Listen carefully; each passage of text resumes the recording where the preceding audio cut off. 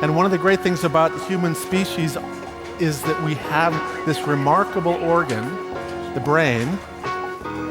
La tête dans le cerveau. Biologie, cervelle, synapses, neurosciences, physique. The human brain really is the most unique gift of our species. Avec Christophe Rodeau.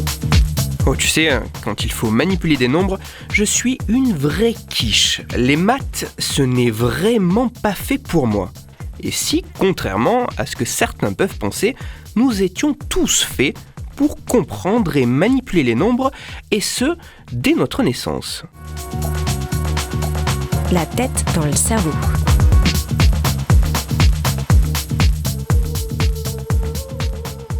Un nombre est un concept permettant notamment d'évaluer et de comparer des quantités. La manipulation de ce concept essentiel nous permet de nous repérer à la fois dans le temps et l'espace à travers des représentations concrètes et abstraites de notre environnement. Le nombre de kilomètres qui nous séparent de notre domicile, le nombre de secondes durant lesquelles on peut parler avant de reprendre son souffle, ou le nombre de saisons par exemple. Au sein du règne animal, nous ne sommes pas les seuls à pouvoir quantifier le monde qui nous entoure. En effet, d'autres espèces seraient capables d'évaluer et de comparer des quantités. Mais les humains seraient une des rares espèces à posséder des représentations numériques abstraites pouvant s'adapter à toutes sortes d'entités. Nous serions quasiment les seuls à maîtriser le concept de nombre. Si certaines régions cérébrales ont été identifiées pour jouer un rôle important dans notre capacité à évaluer, comparer et quantifier des éléments, une autre question se pose. À partir de quand, au cours de notre vie, le concept de nombre apparaît-il ? Faut-il atteindre un certain âge ? Y a-t-il des différences entre nous, expliquant un rapport plus ou moins compliqué avec les mathématiques ? L'apparition du concept de nombre dépend-il de la langue ou de la culture dans laquelle nous grandissons ? Ou au contraire, ce concept de nombre fait-il partie du savoir inné et fondamental de l'être humain présent dès notre naissance ?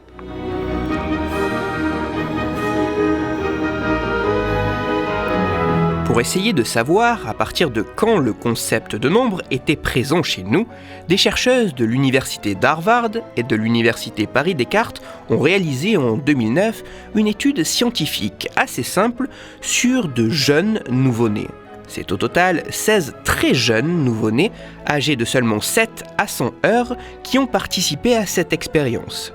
Une des expériences avait pour but de savoir si les nouveau-nés étaient capables de faire la distinction entre des groupes d'éléments en nombre différents. Assis dans un siège pour bébé, les nourrissons étaient installés à environ 60 cm d'un écran d'ordinateur et 2 haut-parleurs étaient placés derrière eux. L'expérience se passait en 2 temps. Dans un premier temps, appelé la familiarisation, l'écran était noir et 2 types de sons pouvaient être présentés au bébé via les haut-parleurs, soit 12 répétitions de syllabes courtes identiques suivies de 12 répétitions d'une autre syllabe courte identique, etc., et ceci pendant 2 minutes. Cela pouvait donner par exemple tu, suivi d'une autre syllabe, par exemple ra, suivi d'encore une autre syllabe, et ceci jusqu'à atteindre 2 minutes. Donc, soit des séquences de sons de 12 répétitions de syllabes courtes, soit 4 répétitions de syllabes identiques mais longues. Cela pouvait donner tu,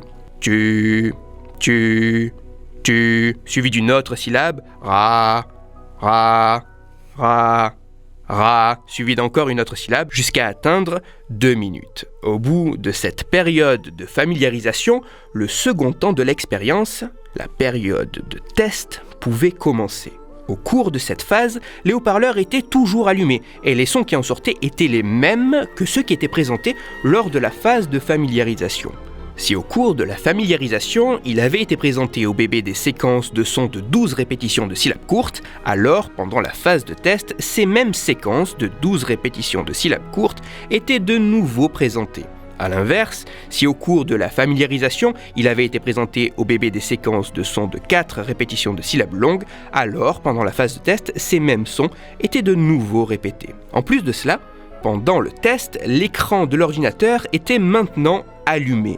Sur cet écran étaient affichées à tour de rôle des images contenant 4 symboles de forme et couleur identiques ou des images contenant 12 symboles de forme et couleur identiques entre elles, mais différentes de l'image précédente. Par exemple, la première image pouvait représenter 4 triangles jaunes, la seconde image 12 ronds roses, la troisième image 4 carrés rouges, etc. L'image changeant après 60 secondes ou lorsque le bébé arrêtait de regarder plus de 2 secondes l'écran. Si je résume, une expérience en 2 temps. Un premier temps de familiarisation au cours duquel des sons étaient présentés, des séquences de 12 répétitions de syllabes courtes pour certains bébés et des séquences de répétitions de 4 syllabes longues pour d'autres bébés. Et un second temps de test au cours duquel le même son utilisé pendant la familiarisation était de nouveau présenté, mais en plus, des images apparaissaient sur l'écran face au bébé.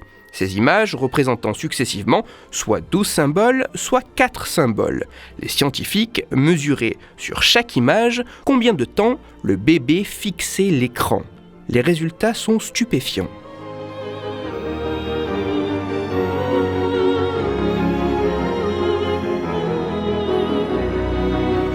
Si le bébé a été familiarisé avec une séquence de 4 sons, alors il observera davantage les images contenant 4 symboles. A l'inverse, si le bébé a été familiarisé avec une séquence de 12 sons, alors il observera davantage les images contenant 12 symboles.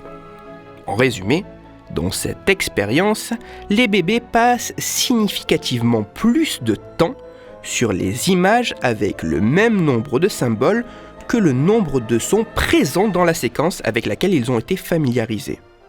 Par cette étude, les scientifiques mettent en évidence que dans certaines conditions, les bébés seraient capables d'avoir des représentations numériques abstraites.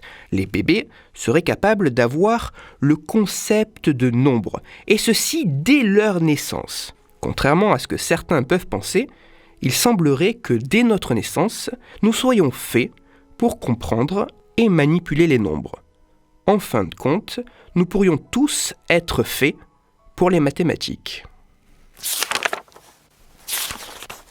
Toutes les références de ma chronique se trouveront sur mon site Cerveau en argot, et pour approfondir la chronique d'aujourd'hui, je vous renvoie vers un livre qui revient largement et plus en détail sur les liens entre notre cerveau et les mathématiques. Ce livre a pour titre La bosse des maths, il est écrit par Stanislas Dehaene et il est publié aux éditions Odile Jacob.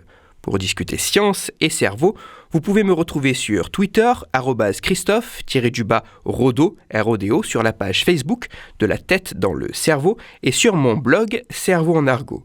Je vous rappelle aussi que si vous, auditeurs, vous avez des questions ou des sujets dont vous souhaiteriez que je parle, n'hésitez pas à me le faire savoir directement sur mon compte Twitter, sur la page Facebook ou par mail à l'adresse latettedanslecerveau@gmail.com et j'essaierai d'y répondre dans une future chronique. Christophe Rodo. La tête dans le cerveau.